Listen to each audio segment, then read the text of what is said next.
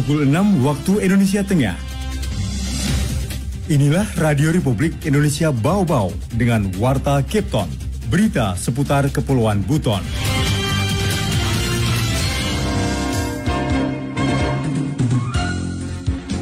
Hanya ada yang berapa yang menghalangan, yang udah meninggal, ada yang kemudian menunda, itu sampai 26. Saya harus katakan dengan penuh kejujuran, tetapi kita kelihatannya gagal untuk menjadikan kota ini menjadi kota legal.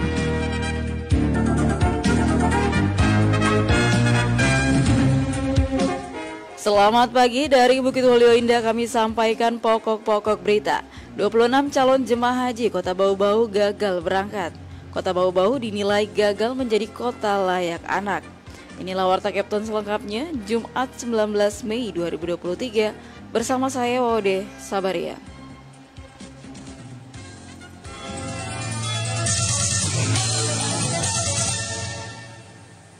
Baik pendengar, kita ke berita yang pertama. Kementerian Agama Kota Bau-Bau mendata sebanyak 26 calon jemaah haji gagal berangkat karena berbagai faktor. Selengkapnya Wode Nurliani melaporkan. Kepala Seksi Penyelenggaraan Haji dan Umroh Kantor Kemenak Kota Bau-Bau Halkin menyebutkan sejumlah 26 calon jemaah haji gagal berangkat dari total alokasi kuota yang diberikan pemerintah provinsi. Dikatakan Halkin, kuota haji Kota Bau-Bau sejumlah 172 orang plus 15 cadangan, namun sejumlah 26 calon gagal berangkat dikarenakan berbagai faktor, mulai dari penundaan, meninggal dunia, hingga berhalangan ikut berbenturan dengan sejumlah kepentingan lain. Ia memprediksi karena pembatalan ke-26 calon jemaah tersebut, jemaah yang akan diberangkatkan sejumlah 150 orang. Lanjut Halkin, berbeda dengan tahun lalu, tahun ini pemerintah Arab Saudi tidak membatasi usia para calon jemaah, sehingga para calon haji yang sempat tertunda keberangkatannya tahun lalu bisa diberangkatkan musim haji tahun ini. Sebenarnya kita punya kuota untuk Kota Bau-Bau itu 172, terus tambah 15 cadangan, jadi 187. Hanya ada yang berapa yang menghalangan, yang udah meninggal, ada yang kemudian menunda, itu sampai 26 orang. Sementara itu salah satu calon jemaah haji Wode Rusnia mengaku sudah terdaftar sejak tahun 2009, 11 tahun menunggu kemudian dirinya mendapat panggilan 2020. Namun sayang, keberangkatannya dibatalkan karena pandemi COVID-19.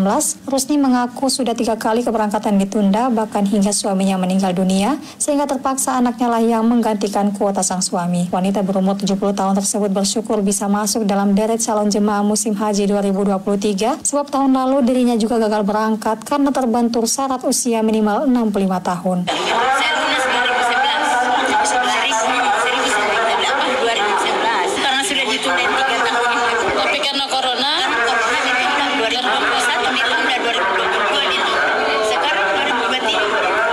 Adapun para calon jemaah dari Kota Bau-Bau akan diberangkatkan ke Arab Saudi melalui embarkasi Makassar dalam 2 kloter, pertama pada tanggal 24 Mei dan gelombang kedua pada 8 Juni 2023. Wadi Nurliani, reporter Bau-Bau, melaporkan. Baik pendengar, kita ke berita berikutnya. Kantor Wilayah Kementerian Agama Sulawesi Tenggara atau Kemenak Sultra mengajak seluruh pihak membangun sinergi guna penyelenggaraan ibadah haji tahun ini. Kepala Kantor Wilayah Kakanwil Kemenak Sultra Muhammad Saleh mengapresiasi peserta yang lulus seleksi petugas haji daerah atau PHD. Dirinya berharap mereka dapat membangun kerjasama dengan petugas kloter yang ada. PHD Sultra, kata Saleh, berjumlah 14 orang. Mereka bersama petugas kloter melayani 102 jemaah haji lanjut usia asal Sultra. Pada kesempatan yang sama, Direktur Bina Haji Ditjen Penyelenggaraan Haji dan Umrah Kemenak Arsad Hidayat mengatakan, petugas haji bertugas memberikan pelayanan yang terbaik kepada tamu Allah, orang-orang terbaik yang terpanggil, yang digerakkan hatinya ke Baitullah. Pada tahun ini, lanjut Arsad, ada sekitar 67.000 calon jamaah haji lansia yang akan berangkat ibadah haji atau sekitar 30% dari total jamaah calon haji Indonesia. Anda sedang mendengarkan Warta Cape Town, berita seputar Kepulauan Buton. Baik pendengar, kita ke berita selanjutnya. Tingginya kasus kekerasan anak menjadi batu sandungan Bau-Bau menjadi kota layak anak. Mengenai hal itu, Hairul Mulku melaporkan.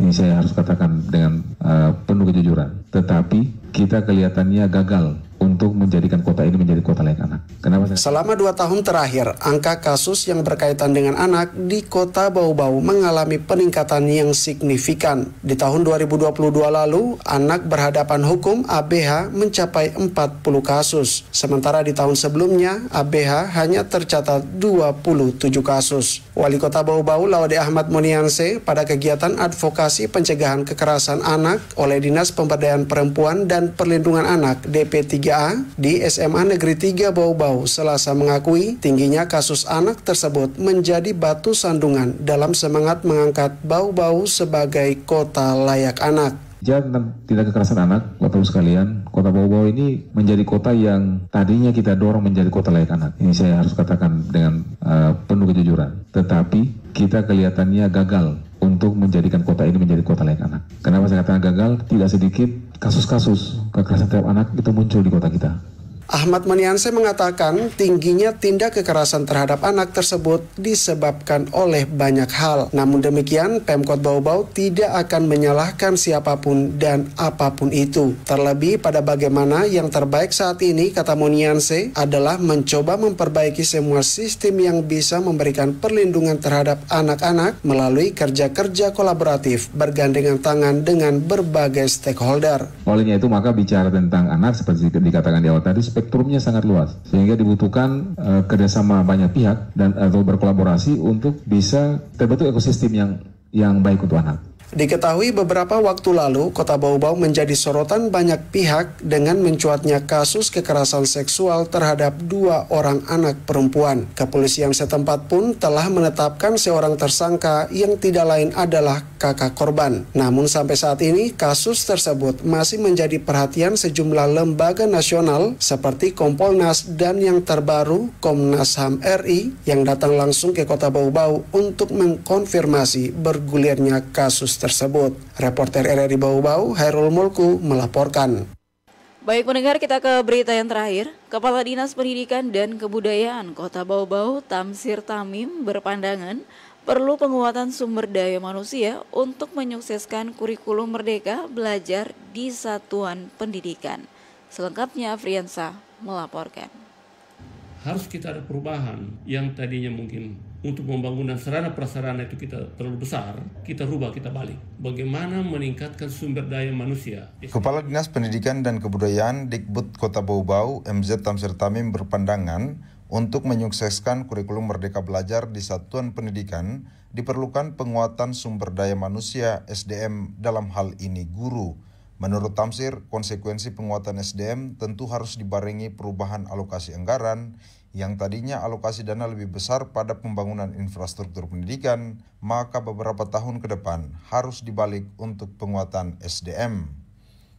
Kalau saya melihat dari sisi ke depan, bagaimana Merdeka Belajar sukses ini yang dicanangkan oleh pemerintah pusat, harus kita ada perubahan yang tadinya mungkin untuk pembangunan sarana prasarana itu kita terlalu besar, kita rubah, kita balik. Bagaimana meningkatkan sumber daya manusia, SDM-nya yang kita tingkatkan kepada guru-guru. Artinya apa? Kita harus datangkan pelatih-pelatih atau fasilitator yang memahami tentang konsep Merdeka Belajar itu. Kan ada 2, dia guru sebagai penggerak, guru penggerak, dan bagaimana menyukseskan program Merdeka Belajar. Menurut Tamsir, penguatan kapasitas guru melalui pelatihan langsung oleh fasilitator yang mempunyai standar kompetensi nasional akan lebih efektif ketimbang guru hanya diberi modul dan mempelajari sendiri. Sebab melalui pelatihan, kata Tamsir, guru akan lebih mudah memahami arah kurikulum Merdeka Belajar dan cara menerapkan kepada peserta didik yang sebelumnya kurikulum 2013. Kalau dulu itu kan guru dengan murid hanya diberikan pembelajaran kelas bertatapan muka. Nah sekarang kan dirubah dengan pola pembelajaran baru ini, guru dan murid itu ya banyak di lapangan. Jadi harus banyak pembelajaran, banyak pelatihan-pelatihan yang dilakukan di luar. Karena itu Tamsir berharap bisa ada kesepahaman dan kesepakatan bersama semua pihak terkait agar ke depan alokasi dana untuk penguatan kapasitas guru ditingkatkan. Apalagi dirinya melihat standar pelayanan minimal untuk pembangunan sarana infrastruktur pendidikan di Bau-Bau sudah mencapai di atas 80 sampai 90%. Kita tetap tidak abaikan untuk sarana, tetap kita juga perhatian, tetapi untuk beberapa tahun ini kita rubah dulu, alihkan kepada anggaran bagaimana meningkatkan sumber daya manusia, khususnya kepada guru-guru yang akan memberikan pembelajaran kepada anak didik kita. Reporter RRI Bau-Bau, Afriansa, melaporkan.